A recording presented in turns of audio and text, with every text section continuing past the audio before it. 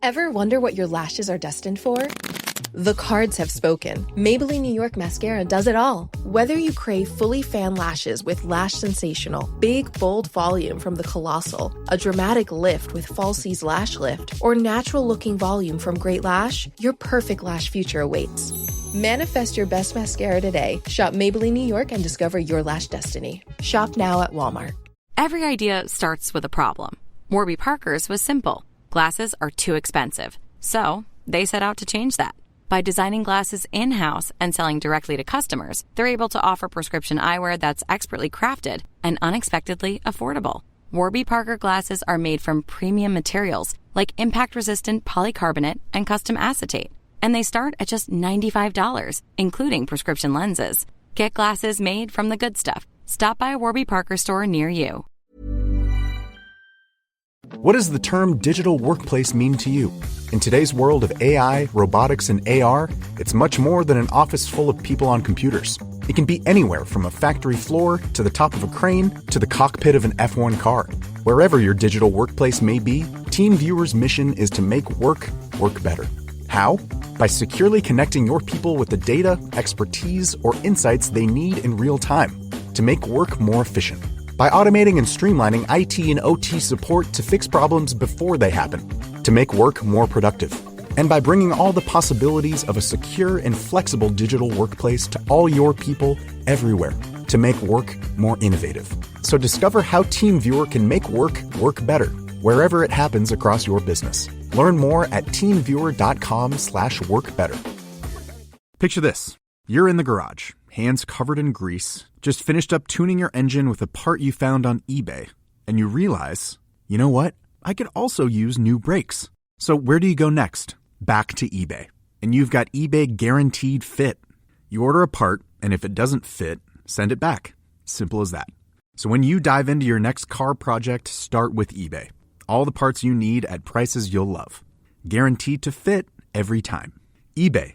Things people love. This is the Daily Tech News for Tuesday, May 13th, 2025. We tell you what you need to know, follow up on the context of those stories, and help each other understand. We're getting some help today. James Thatcher is going to tell us what effect those China-U.S. tariff pauses will have on your tech purchases. And Android has got another facelift with Material 3 Expressive. Let me tell you, it's expressive. I'm Jason Howell. I'm Tom Merritt. Let's start with what you need to know with the big story. Or in this case, the big stories, because there's a lot of news coming from Google. And so I figure I'm going to break it up a little bit, a little bit of discussion, a little bit of news recital. Right, because it's Google I.O. today. Oh, wait, no, that's not till next week. See, that's what's so weird. Normally, all this stuff would happen on Google I.O. This year, they're doing it a week early. They're going to save I.O. for AI. It seems like anyways. Yeah. But so we have a bunch of news today related to Android. Google is dropping all of its big Android news, or at least most of it, I'd say. This morning, they've got a live stream going on right now at the time of this recording for the Android show where they're spilling all the beans. I got a little bit of this information in advance. Android is getting an updated design overhaul with Material 3 Expressive, its next kind of version of Material design. This debuts on Android 16 and Wear OS 6, so you're not going to get it immediately. The update for Android leans heavily into emotional impact. Google says this a lot throughout their materials. The emotional impact of user experience, highly customizable styles and palettes, more dynamic and physics-driven UI animations throughout. There's also enhanced glanceability, so you got real-time data streaming into places like the lock screen. An overall redesign of the look and feel of things like quick settings and how the home screen imagery kind of bleeds into the rest of the experience. You kind of got to see it to understand a lot of this stuff. But Wear OS users will also see some changes, more adherence to the watch's unique display shape. So buttons actually morph to the circular display shape versus the square if you're on that type of watch. Dynamic color theming and again, glanceable buttons, glanceable tiles. And I'm going to put a pause right there because there is more news, but we can kind of talk about design changes first and foremost. Have you had a chance to kind of see what some of these things look like, and how do we even describe them to users? I don't even, or to listeners. I don't know. I mean, the color scheme is very beige. it's like muted pink, muted purple, beige. It's which is very modern. That's what's going on these days. Yeah. It's probably an unfair stereotype, but part of my brain still thinks of Android having the features, iOS having the design. And I feel like this is the closest Android has gotten to having iOS style design. And I don't mean that in that they're imitating iOS, although in some cases they are, but I mean that they are having a design that is about the design and not just a design in service of the functionality. Does that make sense? Yeah. I mean, I think it serves to be both. Like Google has, been doing the material design thing for quite a while, right? Like more than a decade at this point. Prior to that, things were really basic and, not very unified. Then there was material design. A couple of years ago, there was Material U, and that was a big step forward where things got a lot more dynamic. This is further down that road. And I think kind of the difference here, it's like that on steroids, but what Google is really, what the story is that they're really telling right now is we went through, multiple years of research and understanding of what people really want out of their user experience. And they're saying, yes, that these colorways, these like color themings and everything that are really punchy and everything, they serve a purpose on one hand of being just pretty to look at. But on the other hand, what they're doing with these different sizes and shapes of buttons and colors and everything is it's all about directing your attention to the place that you want it to go, depending on the context that you're in. And Google thinks this isn't just about Gen Z. This is also about all users, because if you do it correctly, then everybody knows what they want to be looking at that particular moment based on the design directing them in that place. And so it is usable. It's not just pretty. Yeah, no, I wasn't trying to minimize the usability of it, but the fact that they are talking about blurs and animations and emotion and trying to say this is going to make you feel good about using your device is something I haven't heard as much of. Or maybe I've heard it before but not believed it, whereas this time I'm like, oh yeah, no, I see what they're saying. It works that way. Yeah. I mean, I'm really curious to get my hands on it, like I said, because I think it's one thing to kind of see these images online and to, I think a lot of people are probably going to have a similar experience where if you read kind of Google's words on this, you kind of want to eye roll a little bit and be like, really? Like, I can't remember. I'm going to tear up over my, dismissing my notifications. Totally. Like one of their studies was about rebelliousness. What kind of, feeling of rebelliousness does this UI give to you? Definitely you could hear my eyes roll at that point. Sure. But Google really believes it. And I think that once you get it in your hands, then maybe you understand to a deeper level what they're talking about.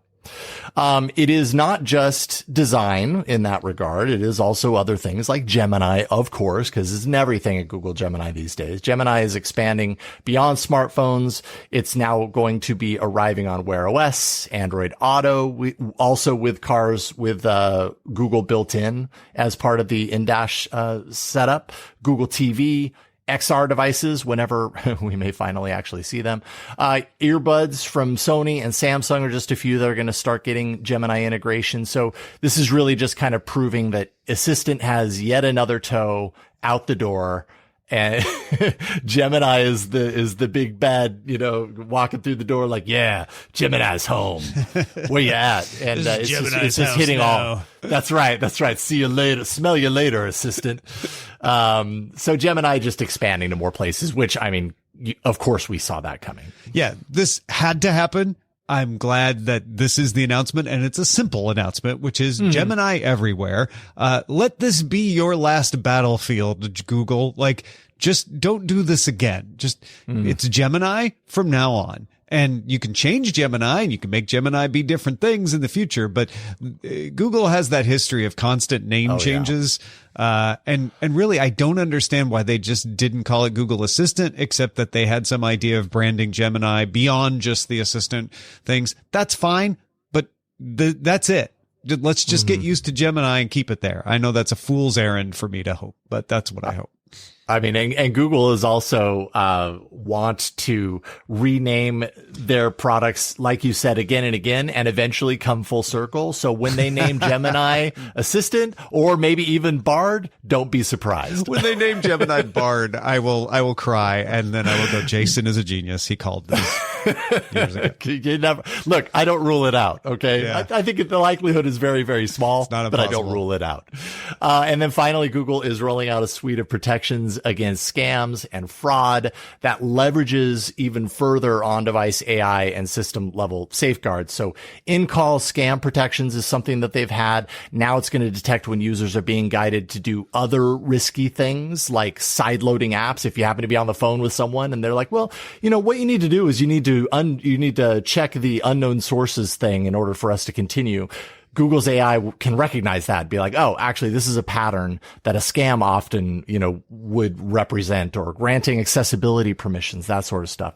And then real-time scam monitoring inside phone and Google Messages is going to pattern detect and protect against a wider variety of scams there as well. And then finally, key verifier. This is a way for users to confirm the identity of message recipients using encryption keys to prevent things that one of the examples that they give is like SIM swap attacks. So you can just be sure that the person that you're chatting with is the person that they say that they are. Yeah, this is Google flexing its muscles, and the fact that it has been developing these kinds of algorithms and models for a long time and using them to provide security.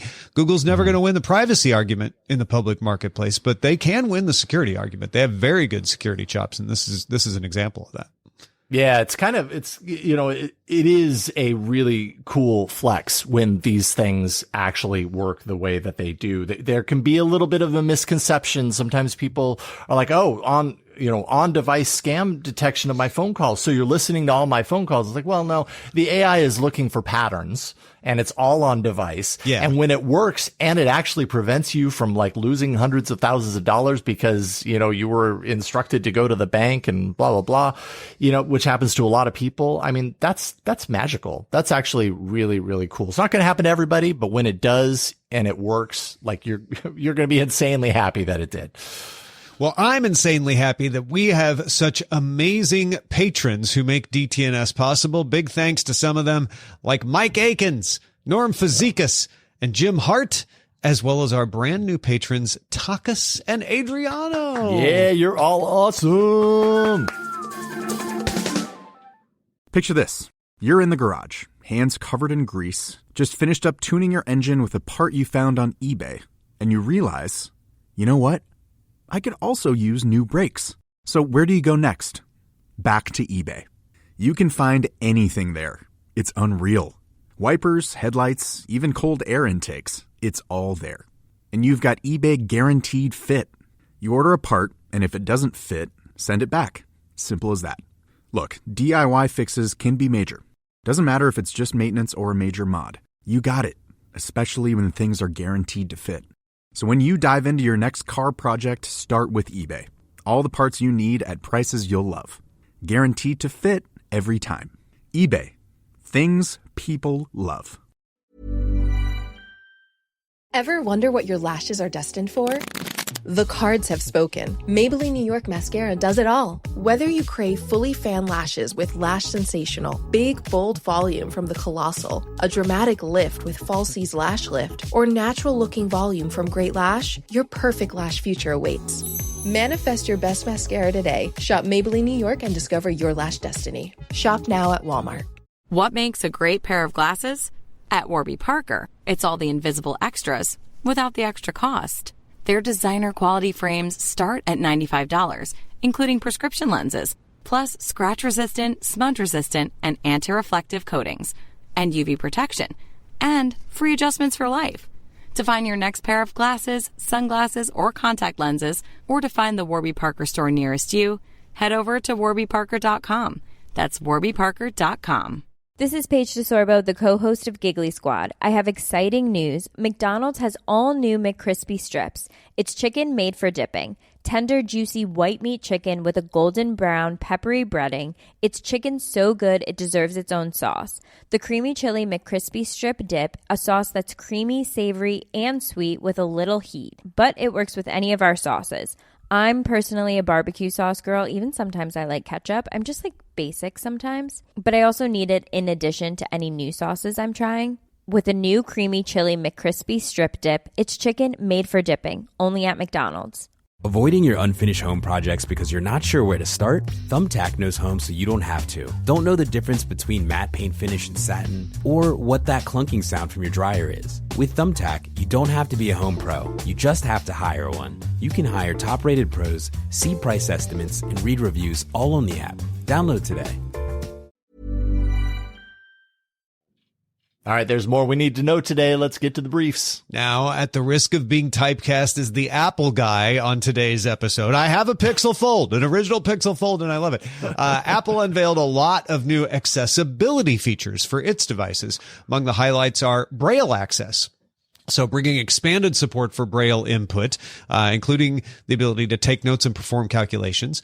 The Magnifier app from iOS now available on the Mac. You have to connect your iPhone's camera, but it basically is an easier way to zoom in, recognize text, things like that.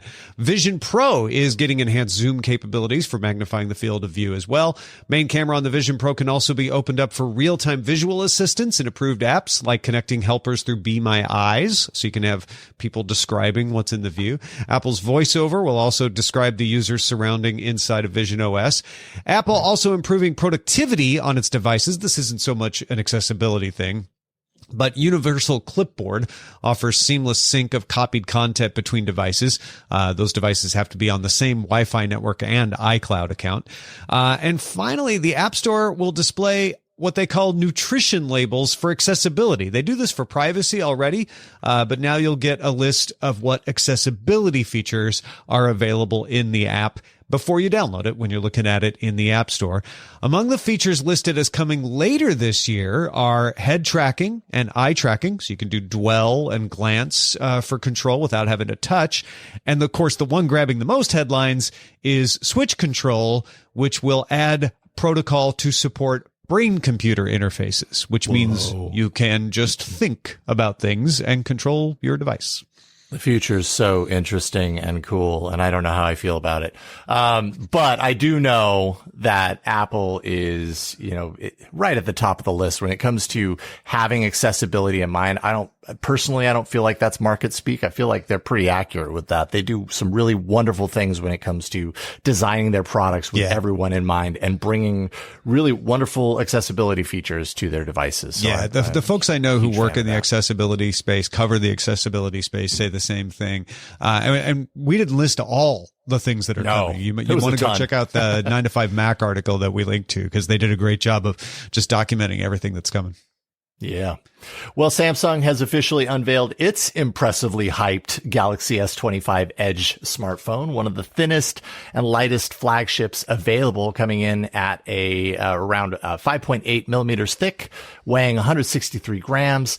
It has a 6.7-inch OLED display, premium Snapdragon 8 Elite chipset, titanium frame, and all, of course, of Samsung's top-of-the-line AI features. It does lack a couple of important things, though. If you look at the back of the phone, it only has 2 cameras. It doesn't have a telephoto camera back there, and that's the sort of thing that I would miss. I love the telephoto lens on my smartphones. And then it has a smaller 3,900 milliamp hour battery, which is actually pretty small when you're talking flagship devices. That's a pretty small battery. The lowest in the S25 lineup. The phone does start at $1,099. That's $1,099.99. At 256 gigs of storage, more if you want 512 gigs, and it will be available on March 30th. So in a couple of weeks. Or sorry, May 30th. Sorry. Different M month. I was either back in time or a long time. Yeah, no. That's probably when we started hearing the rumors, actually, is March 30th. Yeah. This is not even that much less weight than the S25. Nah. It's just the big screen and thin. And right? thin. Yeah, totally. Okay. And I saw this in person a couple of times at Mobile World Congress and then the Samsung event prior to that. At Mobile World Congress, I got to see it. Well, I think I already talked about it on the show, but I got to see it next to the tablet, the S9 or the S10 or whatever. It's about that thin. So yeah, it's very thin. It's just like, do you want to trade off your battery for something that thin? Like, is it that important to you? To have that 6.7 inch screen, in a smaller, compact form factor. I guess Samsung's about to find out. Yes, indeed. Not the only phone out today. Sony also announced a flagship smartphone, the Xperia 1 7. That 7 is Roman numerals, though, so if you're searching for it. Integrates high-fidelity audio tech from the Walkman line, along with advanced camera features inspired by the Alpha series. So it has an upgraded 48-megapixel ultra-wide with a large 1.56-inch sensor, offers AI auto-framing for a full scene to be captured, along with a close-up crop of the subject that tracks the object as it moves. The device retains a headphone jack. I know a lot of you say you love a headphone jack. Well, here you go. Now's your chance to buy a Sony with a headphone jack. Support for high-resolution formats like LDAC and Dolby Atmos. It's available in Europe and the UK, starting for around €1,499, 1,399 British pounds sterling, which would be the equivalent of about $1,700 if it were selling in the US. So flagship phone prices maintain. This is up the upper end. And I mean, the converted US dollars price is because it's very unlikely it's even going to be released in the US. So if this is a phone that you actually want, you're going to have to import, and you live in the US, you're going to have to import it. I was going to say, if it's a phone you actually want and you're in Europe, you can just go buy it. Yeah, totally. It's a lot easier for you. Or next time you're traveling to Europe from the US, then just buy it while you're there. Spotify updated its AI DJ feature to let premium users personalize the experience through the use of voice commands. Users can actively request changes in mood, genre, or specific artists by holding the DJ button to speak their preferences. So it's kind of like going up to the DJ booth and making a request. So it used to be you just tap the button and it would change. It would let me change what's going on, but you didn't have any control. Now you can tap and hold, I guess, and go like, hey, bring up the beat, bring up the tempo. You're being, you're being too sad. It's not just, that's what I thought was interesting. It's not just play this song next, which you can also do. Yeah, it's like influence the direction of it. It is like going up to the booth and saying, "Hey, you're bringing the room down. Come on, man, bring it up." Although you don't have to shout it like, "Hey, can you play some Beyonce?" Audible is partnering with U.S. publishers to convert their print and ebooks into AI narrated audiobooks. Publishers now have access to the system with more than 100 AI generated voices in multiple languages and accents. Translation tools are in the pipeline as well, eventually offering broader access to new markets for written material. Audible's offered self-published authors the ability to turn their ebooks into audiobooks this way since November 2023. So this is just punching it into the publisher pipeline. And I don't know that I've heard any of these with my own two ears before. Have you, Tom? Like, are they? I've heard the samples that they're doing, and they're not bad. They're you probably wouldn't notice, although if you know, you can kind of tell.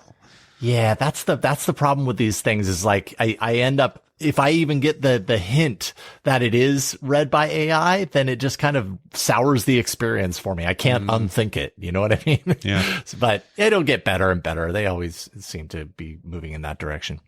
Ticketmaster has launched its all-in prices initiative. So U.S. customers will see the full price of a ticket that includes mandatory fees before reaching the checkout page. That was kind of one thing that they were criticized for a long time. This comes in response to the new FTC rule here in the U.S. that bans hidden junk fees in live event ticketing. However, local taxes and delivery fees will still only appear at checkout. You won't see those in advance. So it's kind of like all in prices except for those fees, which also actually add up too. Ticketmaster also made changes to its ticket availability process to show customers in real time how many people are ahead of them in line for buying tickets to high profile shows. I've always seen how many people are ahead of me in line for buying tickets to high profile shows. So I'm not sure what's new there. Because I've always gotten thrown into a queue. And the other part of this is the rest of the world is like, yeah, we've had that for a long time. Why didn't you have that, US? Yay. Good job catching up. Cutting edge. Microsoft announced it will lay off more than 6,000 employees, its biggest cut since it let go 10,000 people in 2023. The cuts will come across multiple levels, including management and across multiple business units. Mm-hmm. Okay. And finally, ESPN launching its new all-access streaming service in the fall with a monthly price of $29.99. This is going to include the full suite of ESPN content, live games, cable network programming, ESPN on ABC, a bunch more original programming, actually. Fans who want Disney Plus and Hulu bundled in can expect to pay $35.99 per month normally, but those of you who sign up at the launch of the service in the fall will get all of that for $29.99 for the first year as a nice bonus. You basically get Disney Plus and Hulu for that year bundled in for free. Yeah, this comes in dead center of what people were expecting, I think. Some people were even expecting it to be upwards of $50, but $30 seems to be the price that people will pay. And basically for that first year, they're throwing in Disney Plus and Hulu for free. So why wouldn't you bundle? That's very smart. Get people used to that content so they won't want to let it go. Absolutely. Super smart. Those are the essentials for today. Let's dive a little deeper. And this is literally a follow-up. All right. Monday, we heard the news that the U.S. and China were pausing reciprocal tariffs for 90 days.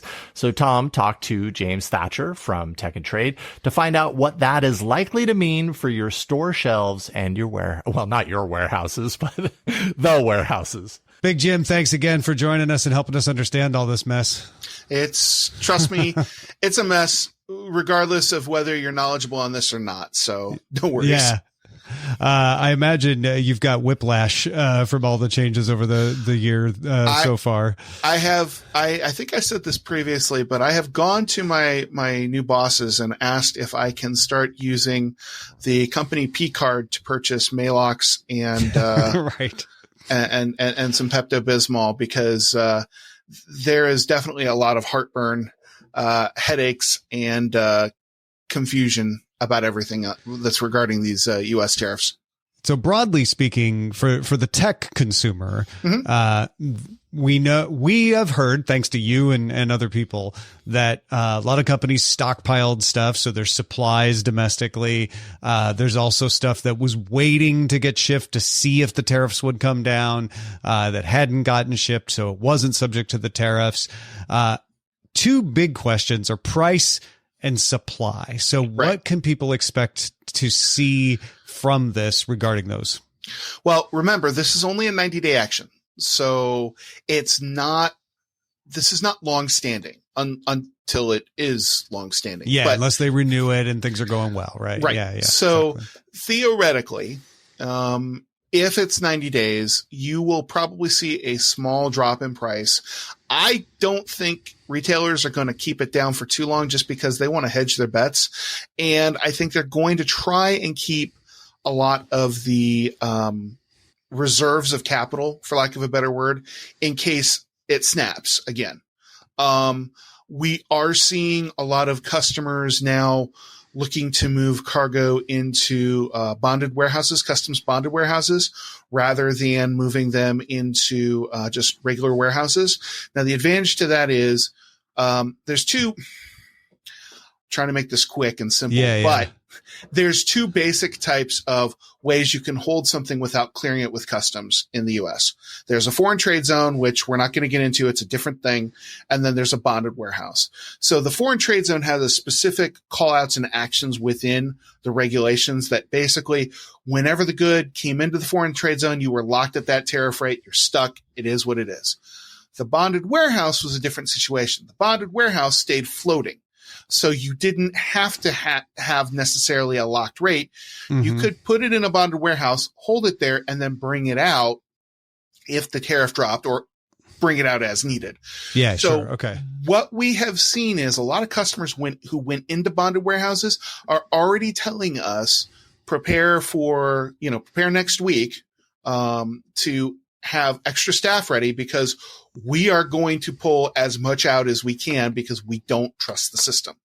Gotcha. So I think you will see that same movement over the next 90 days that we saw prior to April 1st of a lot of people trying to bring stuff in as quickly as they can and gold rush it. Now, in some ways that's good because that means we're going to have a lot more stock on hand. In some ways that's bad. If you're running a first in, first out warehouse situation, you're not necessarily going to be able to benefit with that. What I think will happen in the tech sector is you will see delays. If you are, for example, I'm just throwing names out here for purely speculative reasons. If you're Google, if you're Google or Apple and you're getting ready to launch a new phone in the fall, you might try and mass produce as much as you can and get it out in this 90-day window. You're probably going to try and flood as much of it in as you can before that market closes for the next iteration. What does that mean? That means that your current generation of latest and greatest might run out of stock.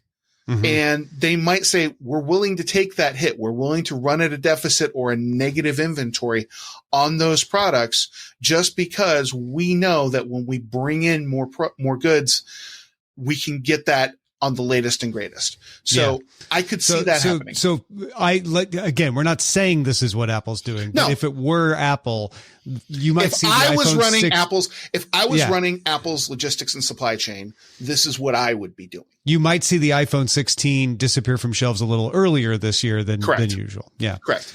Okay. Because I would want to make sure that I have the latest and greatest that's going to net me. You want the most. 17. I'm going to want to have the 17 ready to go because I know I'm going to make more revenue off the 17 than I am off trying to cut cost and cut pricing down. And granted, they 16. usually keep the 16 around when they bring in the 17, but for purposes of the example, I think it makes it clear to folks. Sure. But we won't see empty shelves. We won't see the scary, like LA port doesn't have any ships coming in. It seems like that's not going to happen. Well, yes and no. So yes, we will see the LA port probably go light for about a week or two, because what has happened was right around the beginning of May, a lot of the ocean carriers had already announced vessel change rotations. They were pulling freight. They were pulling vessels out of that U.S. West Coast to China and back lane. They were moving them to more profitable lanes, probably, if I were to guess, Asia to Europe, because that's always a good moneymaker for them. So we could see a 1 to 2 week lag as they're trying to readjust some of those boats back over. Yeah. What we're going to probably see, unfortunately, is we're going to see a lot of congestion now because it's the bullwhip effect, right? You whip on one end and it takes a while for the crack to go all the way down to the whip. We're going to see that happen specifically with regard to the point at which they agreed to it and the point at which changes can be made to those vessel rotations. So are we going to see a dry port? No, the ports aren't going to be dry. But for example, right now, the port of Seattle, I was on a call with one of the people at the port of Seattle, and they said, look, our schedule's empty. We're dead. We've got no business right now. And that's very unusual for the port of Seattle this time of year. Usually this time of year, they're moving produce. They're moving lots of stuff out of the port of Seattle, and it's kind of scary. So I think we're going to see a dry spout, but it's not going to be a long-lived one. Well, Jim, thanks again, man, for helping us understand a little more of what goes on behind the scenes here. Cause you're on the front lines there. Appreciate it, man. Well, we're always trying to dodge the bullets, but every now and then you just got to stick your head up over the bunker and make sure that, the enemy is still there. But I'm here to support, and that's what I do for the community. And, if anybody has any questions, reach out to me on the DTNS Discord. Feel free to @ me, and I will be more than happy to answer any questions you've got. Thanks again, Jim. Take care. You can join in the conversation in our Discord, which you can link to through your Patreon account. Just become a patron. Patreon.com/DTNS. Picture this. You're in the garage, hands covered in grease, just finished up tuning your engine with a part you found on eBay. And you realize, you know what? I could also use new brakes. So where do you go next? Back to eBay. You can find anything there. It's unreal. Wipers, headlights, even cold air intakes. It's all there. And you've got eBay Guaranteed Fit. You order a part, And if it doesn't fit, send it back. Simple as that. Look, DIY fixes can be major. Doesn't matter if it's just maintenance or a major mod. You got it, especially when things are guaranteed to fit. So when you dive into your next car project, start with eBay. All the parts you need at prices you'll love. Guaranteed to fit every time. eBay. Things people love. This is Paige DeSorbo, the co-host of Giggly Squad. I have exciting news. McDonald's has all new McCrispy strips. It's chicken made for dipping. Tender, juicy white meat chicken with a golden brown, peppery breading. It's chicken so good it deserves its own sauce. The creamy chili McCrispy strip dip, a sauce that's creamy, savory, and sweet with a little heat. But it works with any of our sauces. I'm personally a barbecue sauce girl. Even sometimes I like ketchup. I'm just like basic sometimes. But I also need it in addition to any new sauces I'm trying. With a new creamy chili McCrispy strip dip, it's chicken made for dipping, only at McDonald's. We end every episode of DTNS with some shared perspective, and today it's from Toby. Yes, Toby, following up on that story about the AI victim impact that we talked about earlier in the week. Toby said, once you get over the novel shock value of a talking image generated by new tech, it seems not really much removed than a slide deck with curated select photos from someone's part life. So I think that a few people have had that reaction where they're like, yeah, this has a lot more impact the first time and it seems creepy the first time. But if it became commonplace, then it would probably have less impact rather than more. Yeah, it's a timing thing too, right? Mm-hmm. Like it's all part of the wider narrative of like, what do we feel comfortable using AI for versus not? And is something authentic or not authentic when AI is used? At the end of the day, I actually completely agree with what Toby's saying here. Like it's weird because it's the first time that we've really noticed it, but it's also kind of not weird. It's just using current technology to do the same thing. And yeah, makes sense to me. So what are you thinking about? We would love to hear if you have some insight into a story that we've talked about or not. Share it with us. Feedback at dailytechnewsshow.com.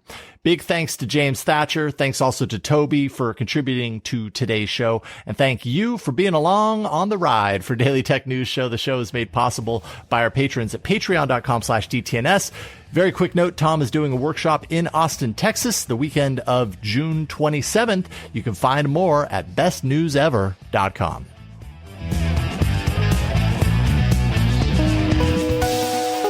The DTNS family of podcasts, helping each other understand. Diamond Club hopes you have enjoyed this program. Seems so violent. Don't slap it like it's a slap bass. Yeah. Let's encourage the record button.